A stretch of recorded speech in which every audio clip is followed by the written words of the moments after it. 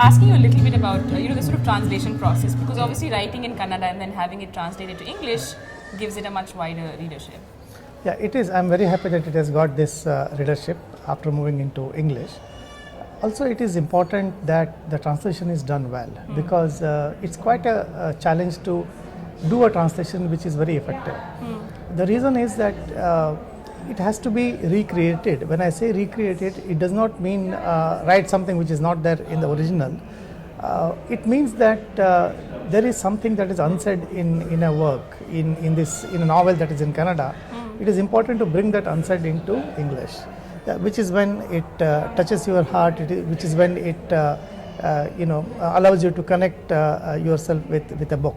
So I think we have worked together, and Srinath is an excellent translator, and he has done wonderful work in making this happen in another language. So the nuances also have to be translated, like you're saying, that maybe in Kannada you wouldn't need to, because it's a given. Yeah, no, it is not just that. It is not just the nuances. Of course, nuances are very important.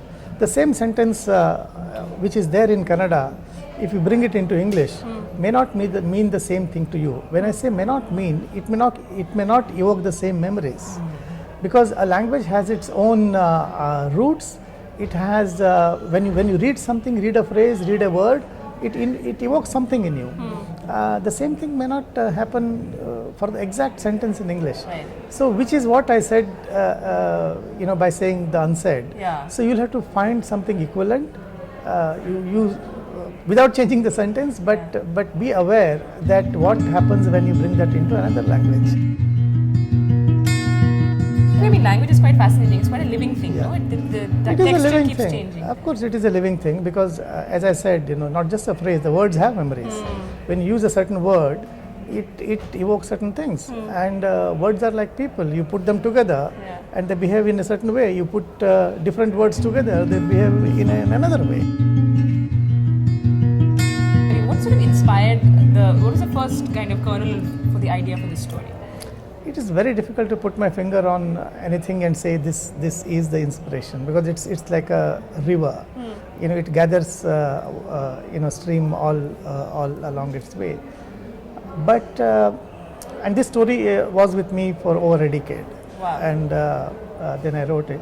But I can see some things, some of my experiences, such as when I joined work. I'm an engineer, and in my early career I spent some time with a salesman's family, and I was on a sales training, and I spent some time with a salesman, and it so happened that I spent some time with his family. So some of those details appear here, not everything, but some parts of that.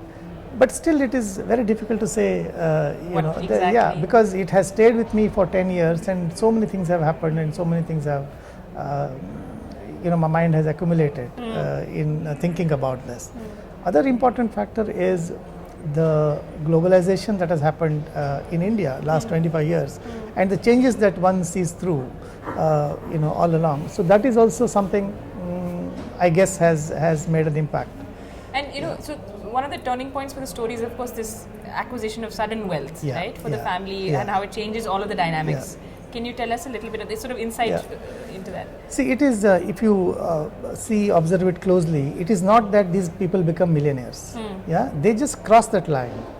And there are so many, I'm sure there are tens of thousands of families in India who have crossed this line in the last 25 years. So that is something that I felt that is an experience which is very common to people. It is not just for billionaires. It is not. I'm not talking about just 5 families who became, millionaires overnight. I'm talking about tens and thousands of people who just crossed that line. What have some of the reactions been to that? Have you been surprised by any of your readers' reactions? Have people come up and told you that it sort of resonates? Yeah, the response has been tremendous, and one of the things that people ask me again and again is what happens next. It is, and I tell them that I know as much as you know. Or you're waiting for the 10 years, and then you'll tell us. But I do want to ask you, though, do you fundamentally think that when we look at family dynamics, do you think fundamentally that they're essentially the same, sort of worldwide even, or societally? the same kind of triggers erupt into feuds or change the way we deal with each other personally?